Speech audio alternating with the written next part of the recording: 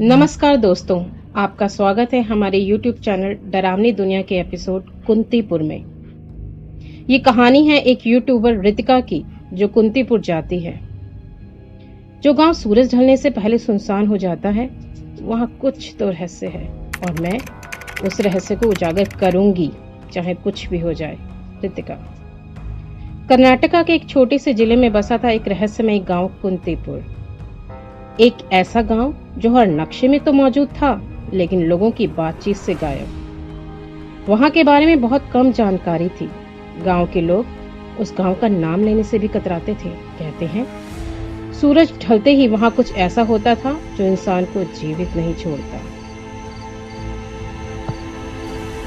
रितिका एक मशहूर यूट्यूबर थी जो रहस्यमय और भूतिया जगहों की सच्चाई दिखाती थी। उसके चैनल पर लाखों सब्सक्राइबर थे। जब उसे कुंतीपुर के बारे में पता चला, वो रुक न सकी। इतना डरावना, लोगों का वहां रहना मना है, फिर तो यहीं जाना है, रितिका ने कैमरे की ओर देखकर कहा। उसने अपने YouTube चैनल पर एक लाइव करने की सोची।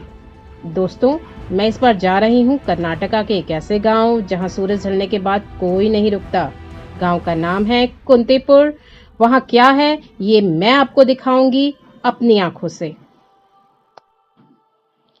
रितिका अकेली नहीं थी, उसके साथ था उसका असिस्टेंट और कैमरामैन अंकित। दोनों बेंगलोर में कार से रवाना हुए। रास्ते में गांव वालों से बात करने की बहुत कोशिश की, लेकिन जैसे ही कुंतीपुर का नाम आता, लोग बात करने से मना करते थे। एक बुजुर्ग महिला ने डरते हुए कहा, बेटी वहां मत जाना, वहां रात में कुछ ऐसा निकलता है, आत्मा तक खींच लेता है। वो जगह जिंदा लोगों के लिए नहीं है बेटी।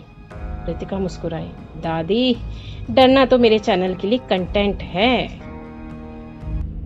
शाम 4 बजे के करीब वो कुंतीपुर पहुंचे। गांव पूरी तरह से सुनसान था।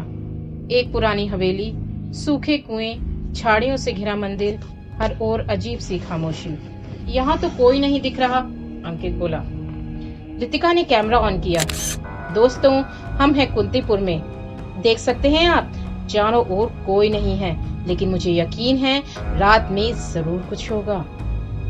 शाम 6:15 बजे ही सूरज पूरी तरह से ढल चुका था। रितिका और अंकित ने गांव के बीच वाली हवेली में अपने कैमरे और टॉर्च सेट कर दिए।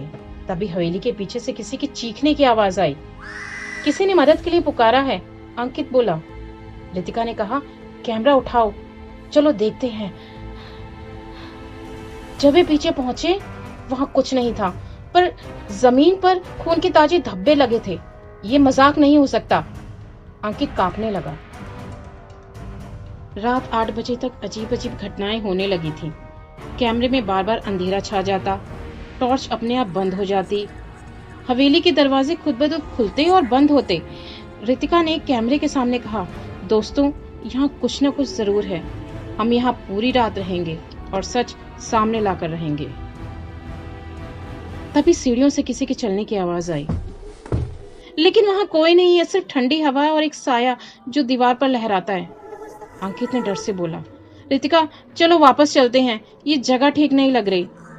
रितिका अड़ी रही, नहीं अंकित, अभी नहीं, सच्चाई यहीं छुपी है, इसी हवेली में। रितिका और अंकित कुंतीपुर गांव में पहुंच चुके थे। गांव में अजीब अजीब हरकतें होने लगी थी। हवेली के पास खून के धब्बे, खुद ब खुद बंद होते दरवाजे और सीढ़ियों से आते अदृश्य कदमों की आहट।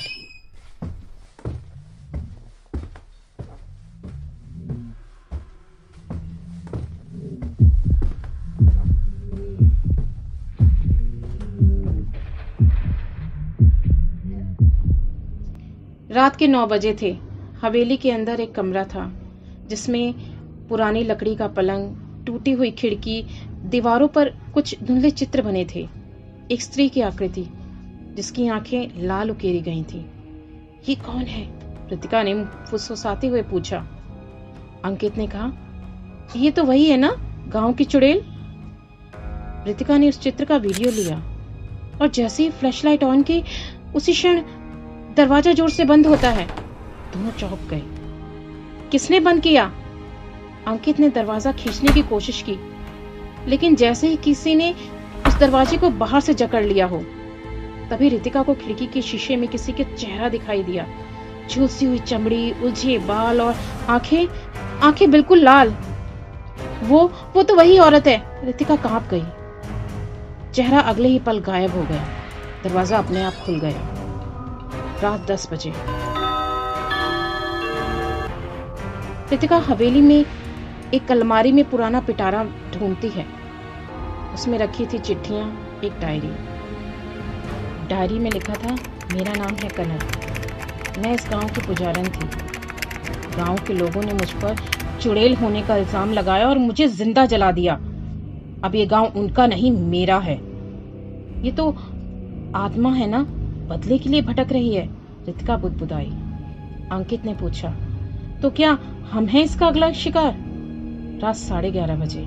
रितिका कैमरा ऑन करके लाइव रिकॉर्डिंग शुरू करती है। दोस्तों, हमें कनक नाम की स्त्री की आत्मा के बारे में पता चला है, जो जिंदा जलाई गई थी, और अब यही आत्मा इस गांव पर राज करती है। तभी अचानक उनके पीछे से किसी के जोर से चीखने की आवाज सुनाई दी, जैसे किसी औरत की। कैमरा झटके से गिर गया। अंकित हवा में उछलकर गिर गया और ऐसा लगा जैसे उसे किसी ने धक्का मारा हो। रितिका भागो, उसने चिल्लाते हुए कहा। कैमरे में एक अदृश्य ताकत ने दस्तक देनी शुरू कर दी थी। दीवारें खड़कने लगी, छत से धूल गिरने लगी। रितिका ने भागते हुए कैमरा उठाया और अंकित को भी खींचकर बाहर लाई। गांव के बीचों बीच एक पुराना मंदिर था, आधा टूटा, शिवलिंग खंडित और सामने जलता हुआ एक अकेला दिया। इस मंदिर से एक अजीब सी ऊर्जा महसूस नहीं हो रही? रितिका ने अंकित से कहा। उन्होंने मंदिर के अंदर प्रवेश किया। वहां की दीवारों पर खून से कुछ लिखा था, जिसने मुझे जलाया है, मैं उसकी औलादें भी जला दूंगी। रात पूरी होते ही एक और आत्मा मेरी होगी। रितिका ने कैमरे में सब रिकॉर्ड किया, लेकिन तभी अंदर से किसी की फुंकार सी आवाज आई, जैसे कोई साया बहुत पास हो। अंकित ने पीछे मुड़कर देखा, पर वहां था नहीं कोई, लेकिन उसका गला दबाया जा रहा था। रितिका, बचाओ! वो बेहोश होकर गिर गया। रितिका ने मंत्र जपते हुए उसका हाथ पकड़ा और बाहर खींच लाई। अब रात के 12 बज चुके थे। चारों ओर घना अंधेरा। गांव पूरी तरह से बदल गया था। हवा में गंध थी जलते हुए बांस की। पेड़ों पर साए लटके दिखाई दे रहे थे। रितिका ने कैमरा ऑन करा। अब कुछ भी हो सकता है। अगर मैं इस वीडियो में आखिरी बार दिखूं, तो सच्चाई सबके सामने आनी चाहिए। कनक की आत्मा सच्ची है और ये गांव एक प्रेत लोक बन चुका है।